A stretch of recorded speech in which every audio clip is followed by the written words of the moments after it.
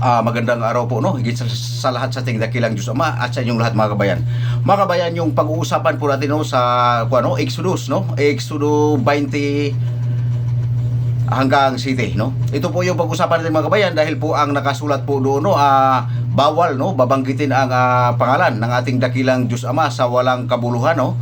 So mga kabayan, ito po ay utos lang po ng mga paganong Hudyo, no?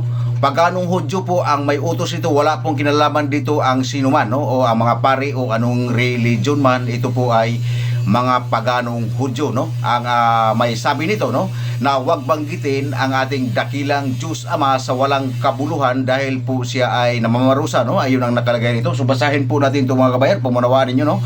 So ganito po ang nakasulat, no, sa Exodo 20 city, no? Exodo 20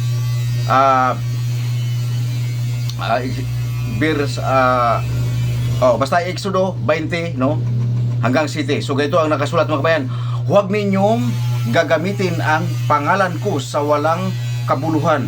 Ako ang Panginoon na inyong Diyos ang magpaparusa sa sinumang gagamit ng pangalan ko sa walang kabuluhan. So mga kabayan, ito pong salitang ito po mga kabayan ay hindi po ito totoo, no?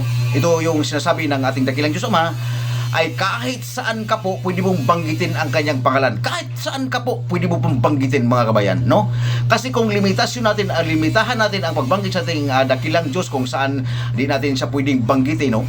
Na saan tayo, no, kung saan tayong lugar, no, na hindi natin siya pwedeng banggitin dahil po sa pinagbabawal nga, no, ang pagbanggit nito. So hindi po ito totoo mga kabayan. Sabi ng dakilang Diyos Ama ay kahit saang lugar ka napunta o saang anumang napupuntahan mo o sa kuan o banggitin mo ang kanyang pangalan. Hindi niya pinagbabawal ang kanyang pangalan mga kababayan sa ating mga tao, no? Ito po ang sinasabi ng Ama, hindi po niya ito salita, kundi po ito salita po ng mga paganong Hudyo. Upang unawaan niyo mga kababayan, ito po ay hindi pinagbabawal ng dakilang Diyos Ama, no? So mga kabayan, bakit po, no, obserbahan nyo, kuha lang yung sample kung hindi nga binabanggit itong kuha na sa walang kabuluhan o sa ang lugar, no, na ang pangalan dakilang ating Diyos Ama, hindi po sana mapapangaralan ng ating Mesiyas ang mga patay, no?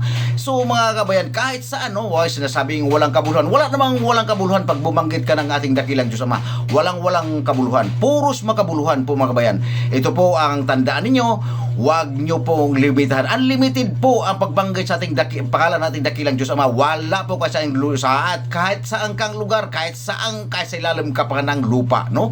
Gito po ang ihayag ko sa inyo dahil po ito ang sinasabi ng dakilang nating Diyos Ama na ang pagbanggit sa kanyang pangalan unlimited kahit saang sulok ka ng mundong ito, sa ilalim ka ng lupa, sa alapap ka man, no? Walang limit dito sa pagbanggit, no?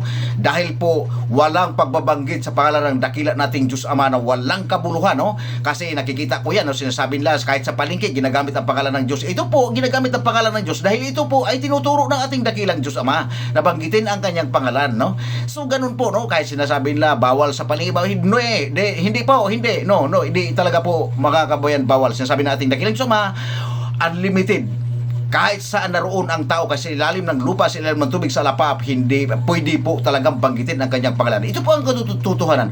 Walang tao po na bubanggit sa pangalan ng dakila nating Diyos Ama na walang kabuluhan. Tandaan po ninyo ito. Bakit ito sinasabi nila? Sila po ay nagmamalaki sa kanilang sarili. Ang mga taong ito, no, kasi sinasabi naman ng Ama dito, paganong Hudyo ang gumawa nito, no, ang nagsalita nito mismo ang paganong Hudyo at siya rin po ang sumulat ito sa kuwan ito sa Exodo 20 hanggang city, no. So ito po yun ang upang maunawaan niyo. Huwag nyo pong limitahan ang inyong sarili sa pagbanggit ng ating dakilang Diyos Ama kahit saan kayo sa kuwan ito, sa mundong ito. Ito po ang katotohanan mga kabayan. Upang maunawaan ninyo, ayan po ang sinasabi nating dakilang Diyos Ama. Hindi po niya ito utos, kung hindi utos po ito ng mga paganong Hudyo, no?